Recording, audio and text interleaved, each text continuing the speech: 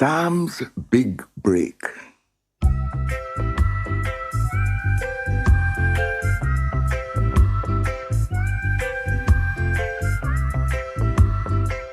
Sam wanted to be different.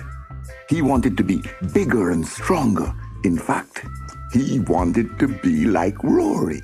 Rory was the leader of the gang. He ran the football games. He knew which old houses were empty and how to climb over walls into exciting, tangled gardens. And he knew how to talk to grown-ups so that they stopped being cross and laughed. But Sam was only 6. He could not climb over walls. Footballs just whizzed past him, and grown-ups terrified him. Hey, come on, everybody. No cars around to bother us now. Let's play football. Sam heard Rory calling the gang together. Come on, Sam. Come on out and join us. But Sam shook his head, dumb with fear of footballs and the other boys. He hated it when the other kids took up Rory's call for Sam to join them. They turned it into a horrible chant. Come on, Sam, silly, silly Sam. Come on, Sam, silly, silly Sam. One day, when Sam was sitting by himself, wishing he was different, wishing he was Rory, he heard the others whispering and planning. They were going to climb into number 40. Sam was amazed. Number 40 was the house where the builders were. The builders were huge, dusty men with roaring voices, and they had forbidden the boys to come anywhere near their cement mixers and sand heaps and barrows. Today, however, the builders were away. The gang were planning to climb into number 40 and play in the ruins. Sam hid behind a car and watched them. They stalked up the street, climbed the steps, and then disappeared through the door of number 40. Sam could not believe they were so daring. He crept up to number 40 and could hear the gang giggling and whispering as they explored the front room. Then there was a long silence. Sam heard a small, sharp scream. He sat rigid on the sand heap.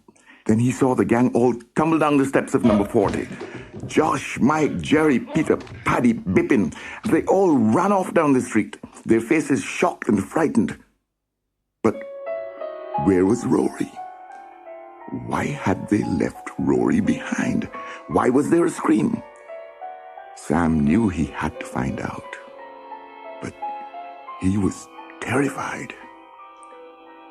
Trembling, he crept up the front steps and into number 40. It was a terrible mess of dust and broken walls with wires hanging from the ceiling. Sam heard a groan, a strange, deep sound. He did not dare move. Then the groan came again. Only this time it was far clearer. Help! Mommy! Daddy! Help! It was Rory, and he was in trouble. Sam tried to shout back, but he was so scared that only a squeak came from his mouth. He heard the moan coming from under the floor. Then Sam saw that along the passage was a jagged hole in the floor. Rory! Are you down in that hole? Sam, get me out of here! Why, Rory was crying. Big, strong Rory. Rory, what happened? Listen, Sam. Rory groaned. I done hurt myself. Quick, Sam. Help me. Sam was in a panic. What could he do? Oh, Sam, hurry. Where are Jerry and the others? They ran away, but I'm here, and I'll help you. Sam, you be careful now. The floor just broke, and I fell into this big black hole. Rory was crying again. I hurt my leg, Sam. Sam crawled on his belly along the floor. He peered down the hole. It was very dark and he could hardly see Rory. "Rory, you're too black to see," said Sam. "What can I do?" "No time for jokes, Sam. I don't want you falling in this hole. No, you go call my dad. Go on, quick." "Are you sure, Rory? I can jump down this hole and talk to you." "Sam, please, just call my dad." "Okay, you just keep still. I'm going for your dad. Now don't you worry, Rory. Your dad and me, we'll rescue you." Sam ran to Rory's house.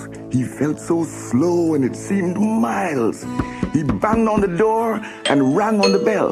And there was Rory's dad, huge and terrifying, like all grown-ups. "Quick, Mr. Johnson, quick. Rory's in trouble. He's stuck down a hole."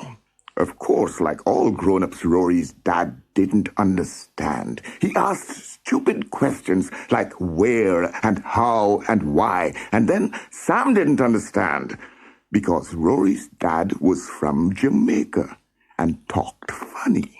"What you saying, little boy?" "Quick, quick, at number 40, you know, where the builders are. Got to rescue Rory." But when Mr. Johnson did understand, he certainly moved.